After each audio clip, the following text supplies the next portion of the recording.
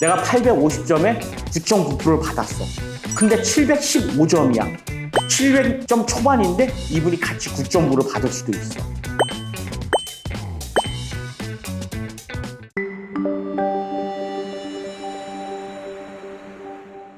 할부형 댓글이 달렸는데 본인은 800점대인데 13%대 정도의 금리인데 본인보다 낮은 600점대 이런 신용 점수를 갖고 계신 분은 더 낮은 10%대 금리도 받았다라고 이게 이해가 안 된다라고 질문을 주셨는데 이게 어떻게 가능한 거죠? 이분이 이제 전문가는 아니실 테니까 800점 초반이시면 13%대가 기준금리가 되실 거고 거기서 움직일 수 있는 여지가 생기실 겁니다. 왜냐? 희망 고문을 할 필요가 없잖아. 진행하는 단계에서 금리 내고, 금리 인하 요구, 그리고 인센티브 차감 이런 여러 가지 방법들을 동원할 수가 있는데 단순히 질문에서는 진행할 것처럼 얘기해가지고 심사자와 그 부분까지 조율을 볼 수는 없기 때문에 얘 10% 밑으로 맞춰드리겠습니다. 설령 할 수 있어도 오지 않은 고객님한테 그렇게 얘기해놨다가 설령 10% 밑으로 안 되면 어떻게 해? 고객님이 내방하기 전에 내가 심사자한테 금리 내고 가능한가요? 아니면 인센 차감을 해서는 최대 얼마까지 금리가 떨어질 수 있나요? 물어봤을 때 심사자가 무슨 얘기를 하겠어? 오지 않은 고객이잖아. 올 거라는 예상이 2%란 말이야. 그럼 심사자는 가볍게 얘기하시지. 예, 일단 고객님 내방하셨을 때 그건 다시 한번 추후 논의하시죠. 근데 고객님 지금 내방하셨고 2,650만 원 하려고 합니다. 차량은 이 차량으로 확인했습니다. 예, 차번호 다시 한번 주세요. 예, 2,650 가능하시고요. 예, 금리 몇 프로입니다. 예, 저희 쪽 인센 차감하고 내고를 좀 같이 조정을 부탁드리겠습니다. 진행 바로 하시는 거죠? 2,650이요. 했을 때는 차감 0.5에 내고 2.5에서 3까지 해서 몇 프로까지 진행하시면 되겠습니다. 하고 답변을 주는 거죠. 근데 오지 않은 고객님한테까지는 그걸 안 해. 왜냐? 일일이 보고 올려야 되고 메모를 달아야 되는데 그분도 프레셔를 받지. 내 한 건만 일하는 게 아니시니까.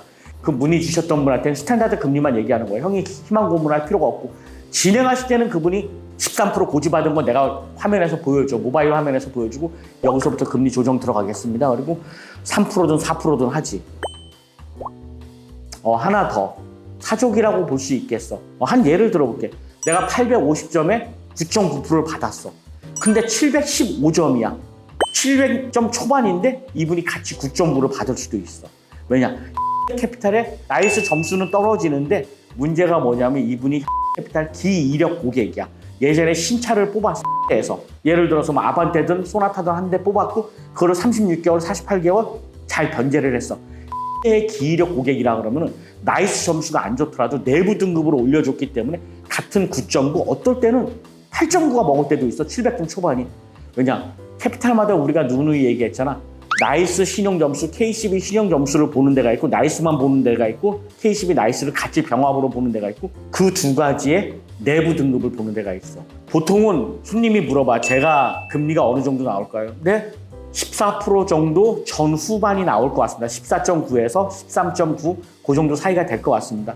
진행하시는 단계에서 제가 금리는 조정하는데 지금 미리 이렇게 뭘 조정하거나 차량이 픽스된 것도 아니고 금액이 정해진 것도 아니고 진행 의사가 불분명한 상황에서 금리까지는 말씀드리기 어렵고 예상은 14, 15 뭐 이내를 생각하시지만 진행 단계에서는 제가 낮춰드리겠습니다. 그리고 통상적으로 형이 2%, 3% 때로는 그 이상도 낮춰드리지. 그리고 캐피탈 같은 경우에는 700점 초반에도 지금 12, 13% 나오는 분들도 많아.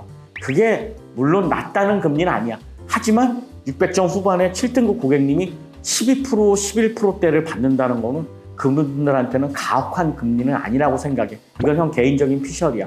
왜냐하면 당연하지. 형평성이라는 게 있잖아. 나이스 1등급, 신용점수가 좋은 분하고 신용점수가 낮은 분의 금리는 차등이 될 수밖에 없어.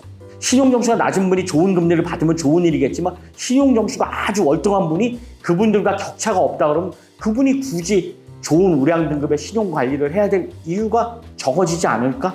신용이 좋으신 분들은 당연히 좋은 금리의 베네핏을 받아야 되고 신용이 안 좋으신 분들 같은 경우는 좀 높은 금리에 어떤 페널티를 받을 수밖에 없는 게 지금의 금융 구조잖아. 여튼 그래.